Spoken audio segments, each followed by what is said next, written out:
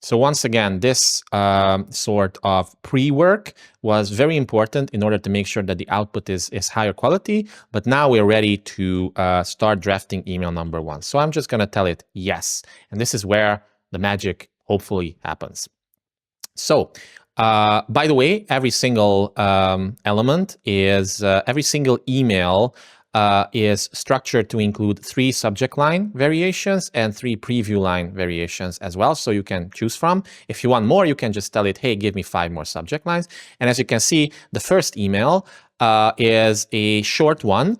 It's designed to basically start a conversation. So let's see. The subject line options, quick question, can I ask you this? Wondering about your list. This is exactly the type of email that I like to send as the first email in such a sequence because it's very personal and it just helps you gauge interest as well. So, hey, can I ask you something? Do you ever look at your email list, no matter how big or small, and think, this should be bringing me more clients, but it's just sitting there collecting dust? I've been hearing this exact frustration from a lot of coaches, consultants, and course creators lately. And the truth is, you're not alone. Even experienced people with solid offers often feel like their list is underperforming. So I'm curious, if there was a simple way to turn that quiet list into a steady stream of sales conversations and paying clients without building a complex funnel and running ads, would that be something you'd want to know more about? Hit reply and say yes or hell yes if you're extra fired up. Talk soon. So, all in all, I think it's pretty damn good. Like, I would be pretty much almost satisfied with this email if I were to send this to my own list. You can still notice M dashes, so these are the M dashes. I usually like to use N dashes in my copy or 2 little hyphens, one after the other. But at least it's including spaces between the M dashes here, because usually by default, what AI does, it often does, is it includes M dashes with no spaces. And as you can see, sometimes it groups certain lines together still. So these two, for some reason, are grouped together in one block, let's say, and this is grouped together in one block, but this and this is separate. They're separate from each other. So despite all my best efforts, despite trying to train it for a long time, it still does this. But, we can just, I think, let go of this for now because the message itself, it's good. So what I recommend in this case you do is you simply copy this and paste it in a Google Doc, and then you basically manually edit it before putting it into your email system. But all in all, pretty good. It's a good first start for sure. So you can choose potential CTA options as well, call to action options, and it gives you some general overview as well. So remember, this email is designed to be short. Now, one thing you're gonna notice, and again, this is something that no matter how hard I'm working on it, it's just, I don't know, it's just beyond the capabilities of this type of AI technology at the moment. For some reason, it can't accurately count word counts, and I've tried for weeks to solve this. Like, I'm not kidding, but it just can't for some reason. So if we were to, let's say, measure this, it's only 138 words, but it says it's 260 words. So it will always give you like about around 30% less words, 20, 30, 40% less words than it says, okay? So by default, I instructed this assistant to give you like 800-ish words for long-form emails, because then it's gonna give you like 550, but it is what it is. Like, you can then start prompting it and you can start trying to correct it or expand it if you want. I don't recommend it in this case. This does the job, so just let go of this preciseness. It's just beyond the capabilities of AI at the moment. But it even asks you, like, would you like me to expand this email, or is it good enough? So yes, it's good enough. Let's move on to email number 2. And if you have the training manual opened up next to this, next to a session like that, you're going to see what email number 2 is about generally, strategically, but it also reminds you like email number 2, relatability, story, and problem seeding. So again, you have 3 subject line options.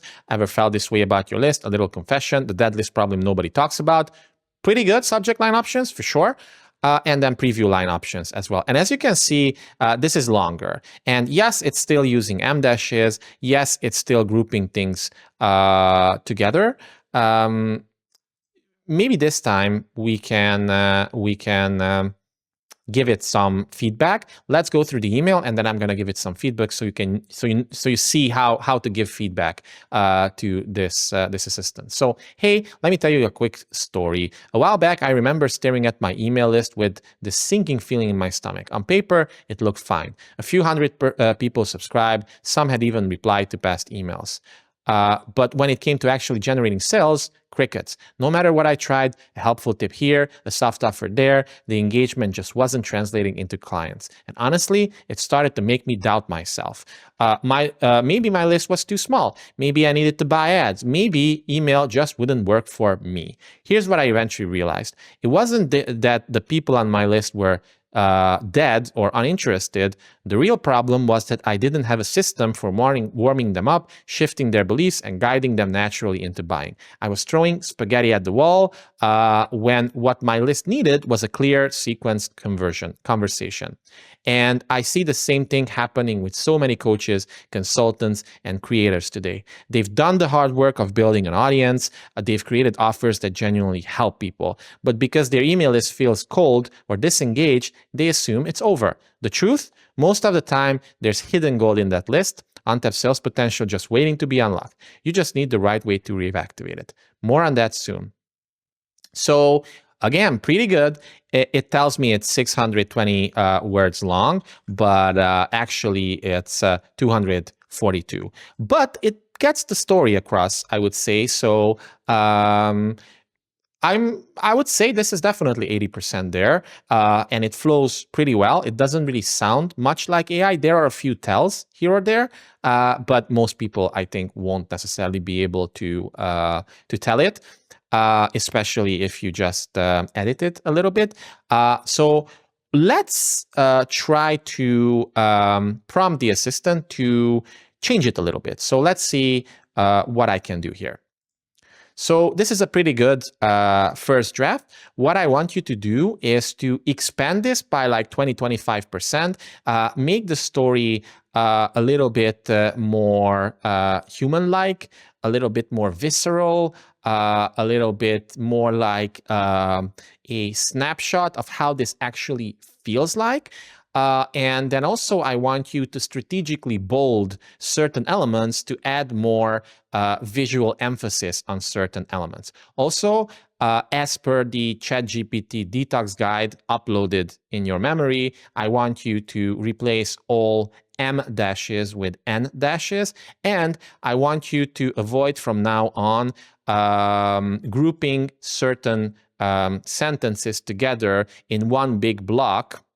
Like, for example, and honestly, it started to make me doubt myself. Maybe my list was too small. Maybe I needed to buy ads. Maybe email just wouldn't work for me. I want you to have the same spacing between every single line, because this way it feels a little bit more AI.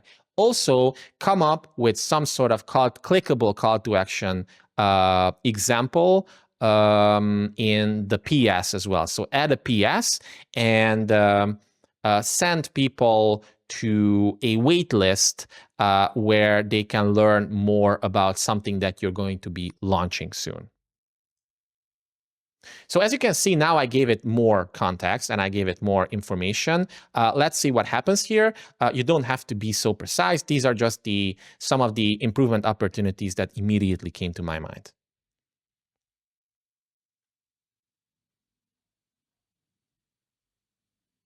So as you can see, it does a better job of using the same part, the same spacing between most lines. Not necessarily this one. It still groups them together like that. This is, again, a relatively obvious AI tell. And it's not much longer. if we measure it in words, and this is what you're going to encounter. It is longer. Well, technically, it's 295 words, and previously it was 242 words. So it is 20%, 25% longer. It's fine. I would, if it was me, I would probably make this like 600 words or something like that. But we can play around with that in another email, for example. But it also added the PS, if you'd like to be the first in line when I reveal a brand new system that can turn even a quiet list into a predictable revenue stream, join the waitlist here. I'm not saying necessarily that the best type of call to action strategically is this one for this second email, but I just wanted to show you what happens when you give it feedback. So all in all, not good overall, but the word count is definitely super inflated. So I'm just going to give it one more piece of feedback here before we move forward, because I want to have relatively more precise word counts. So I noticed that the word count is definitely super off. You say this is 770 words, but when I measure this, it's 242 words. So there's a huge discrepancy there. Now, I know you don't measure word counts the same as humans do, but please, from now on, including for this one, try to use more realistic word counts. When I say 500 words, make it 500 words just for the email body itself, as I myself would count it in a Word document, for example.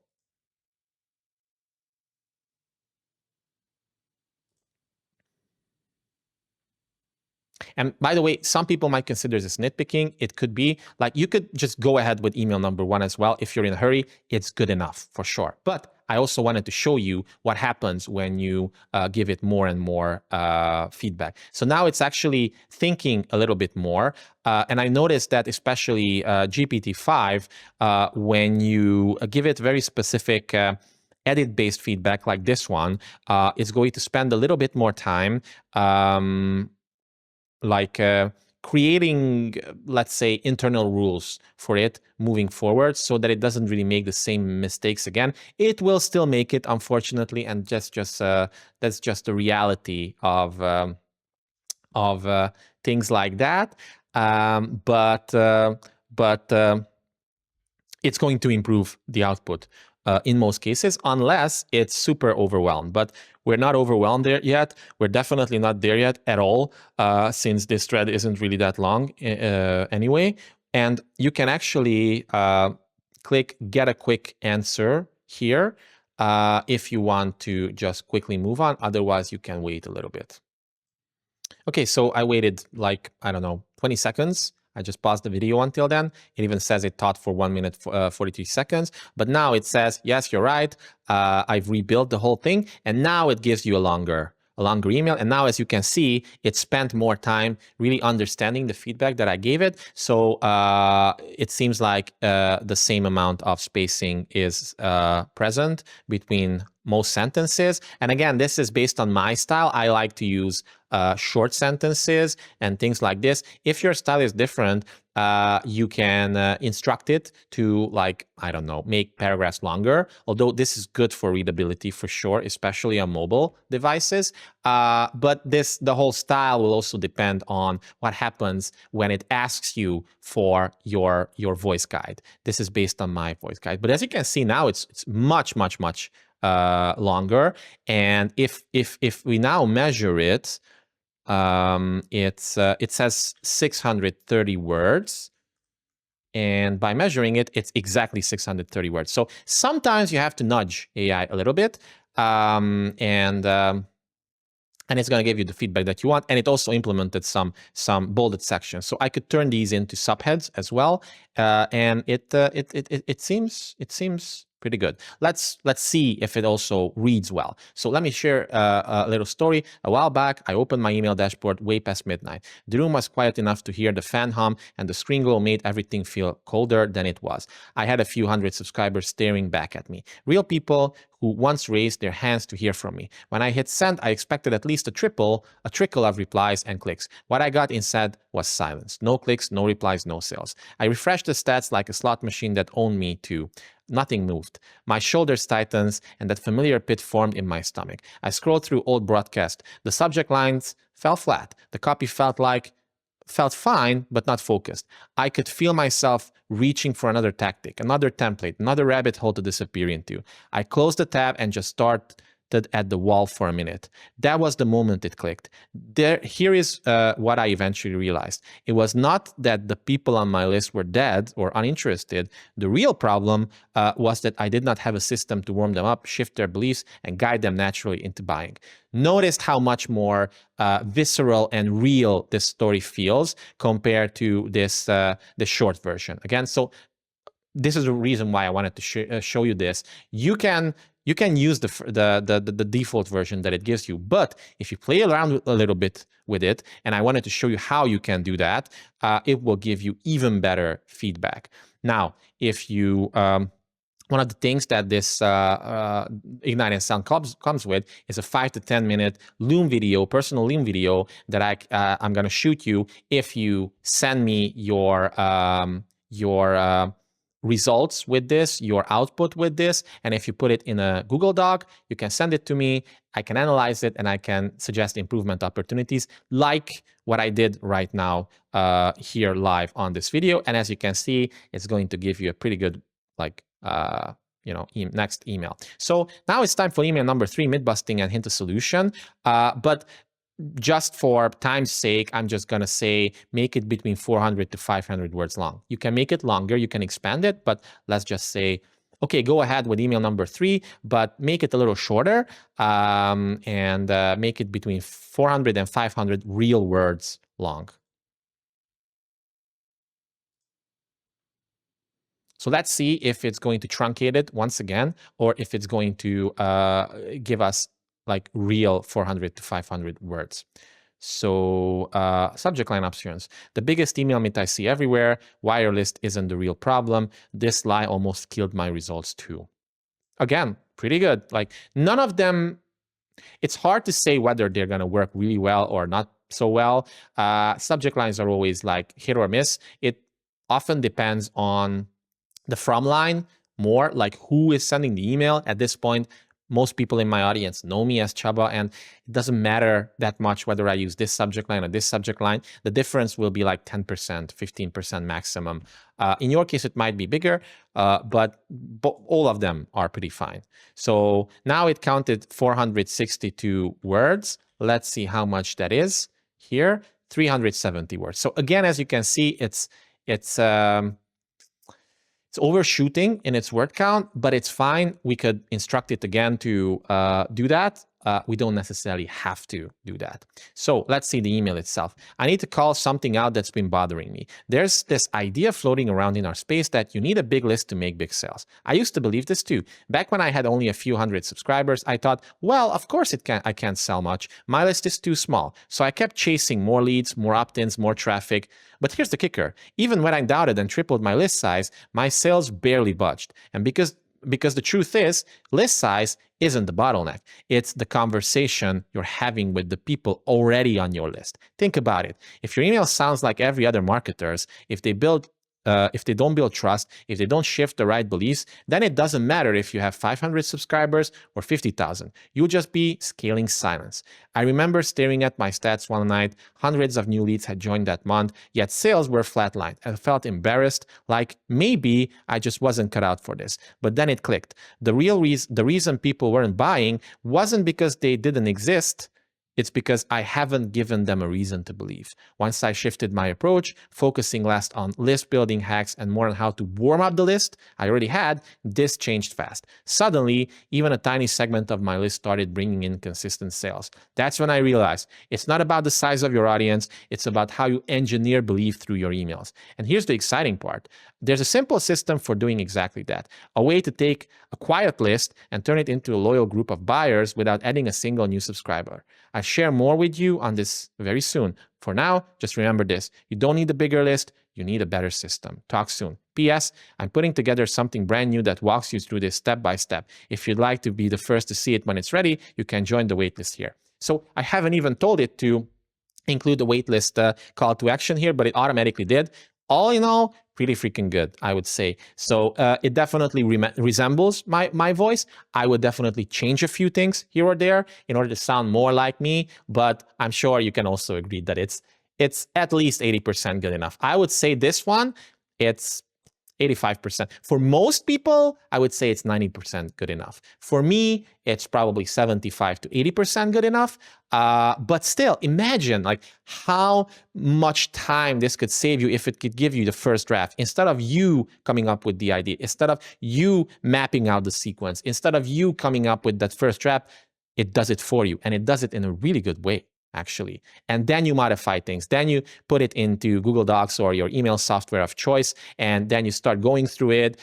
Then you start changing this or that, or you can play around with it here as well. I can say, well, I want you to modify the hook itself because I don't like it, and rewrite the first, I don't know, 7 to 8 lines to be more, I don't know, visceral, or to use some sort of other type of hook, or to use more urgency or something like that, and it's gonna give you that, right? But again, pretty freaking good.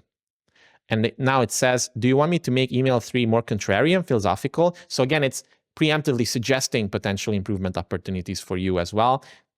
So this isn't just a typical custom GPT. It is really like a strategist built into it.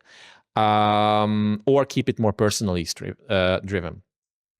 Actually, it's really good. We can move on to email number 4. And do remind me again, what is email number 4 about?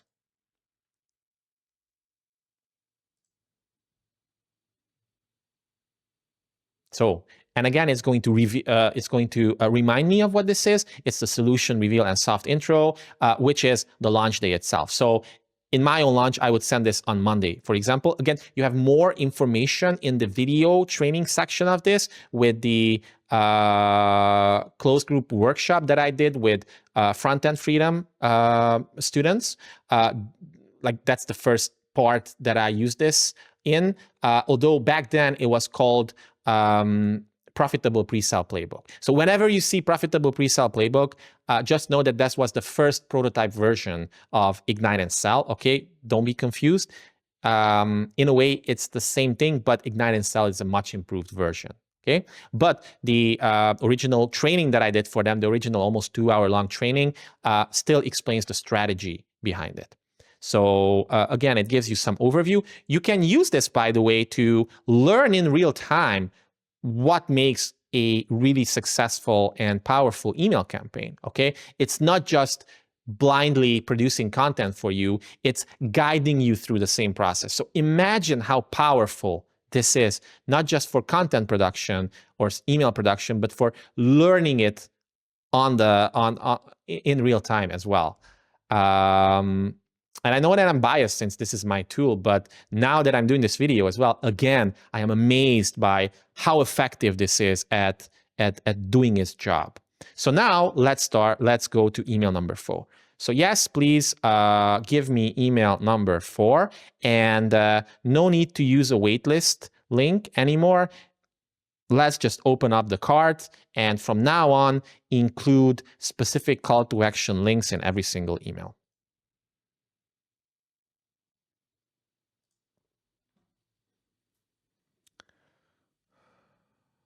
So again, it's going to say 600 to 700 words long. And as you can see, sometimes it defaults back to this, and you don't always have to use hey first name. You can drop that if you want. And this is definitely not 600 to 700 words, because AI has a very, very powerful motivation to revert back to its classic conditioning. I don't know why, but it usually defaults back to M-dashes. It usually defaults back to these types of rules of 3. It defaults back to using shorter emails, which again, you can understand in a way, because the AI models they weren't trained on my high quality content when it comes to email marketing, or the conversion operating system, or all the other files and systems that power this custom GPT. It was built on cookie cutter email training, which is super basic, right? And those usually use shorter emails. So let's see what it gave me. Hey, for the for the past few days, I've been sharing little pieces of my story. The silence, the doubt, the late nights refreshing an email dashboard just wouldn't budge. And if you've ever felt that way about your own list, you already know how frustrating it is. Which is why today feels so good to finally say this. The solution is here. It's called product name. So let's say in this case, Ignite and Sell, and it's designed to do one thing better than anything else. Turn your quiet email list into a predictable stream of sales conversations and buyers in just 10 to 12 belief sequenced emails.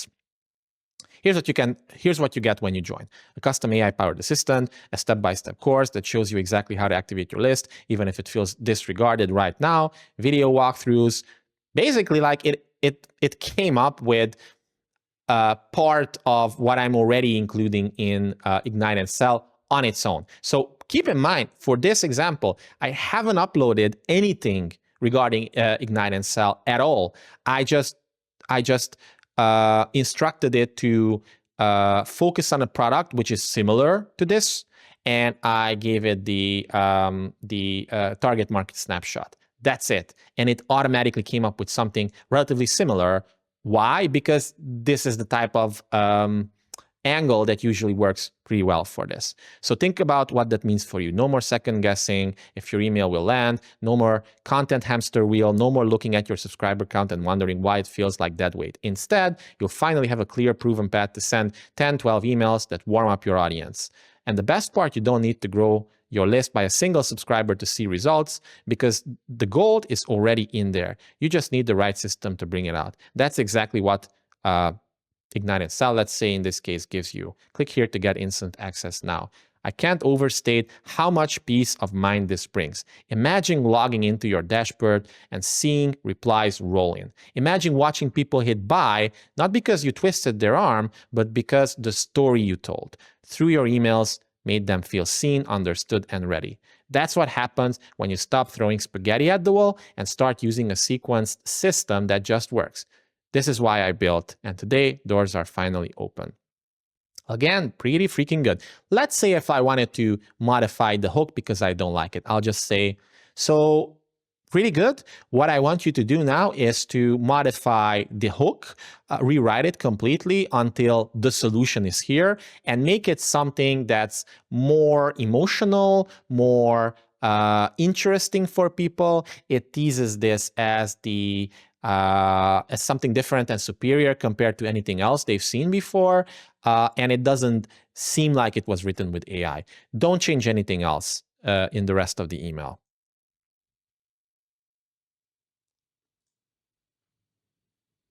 Cool. So again, it gives me the goal, and then it's going to change the hook itself. Let's see. Hey, for the past few days, I've been pulling back the curtain on something a lot of creators don't like to admit: that sinking feeling when you write your heart in an email, hit send, and then wait. You check your stats, you refresh your inbox, you hope for signs of life, but all you get is silence. And deep down, it starts to sting, because it's not just about the lack of clicks or sales, it's about what it means. Maybe you start wondering if your list is too small. Maybe you question whether you're even cut out for this. Maybe you've tried so many different strategies that you've started to lose faith altogether.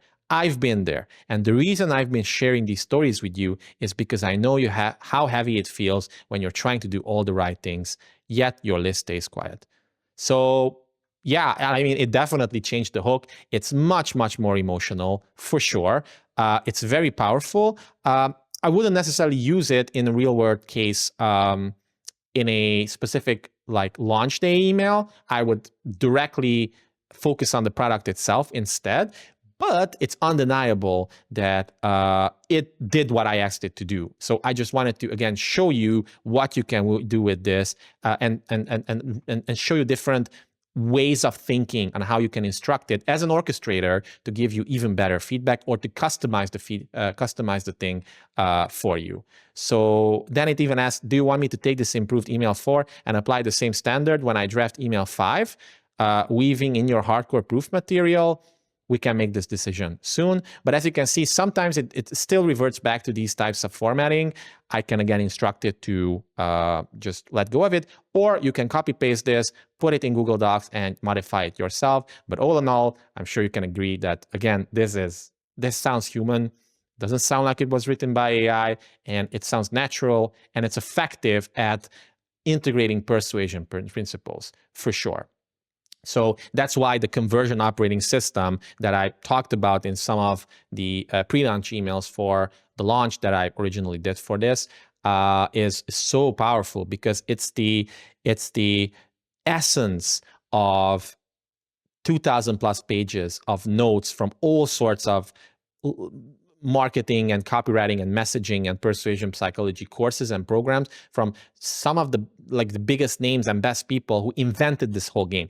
And because of that, because of having access, the assistant having access to the 100+ page document that this is, it knows so much about persuasion and effective marketing that other models simply do not.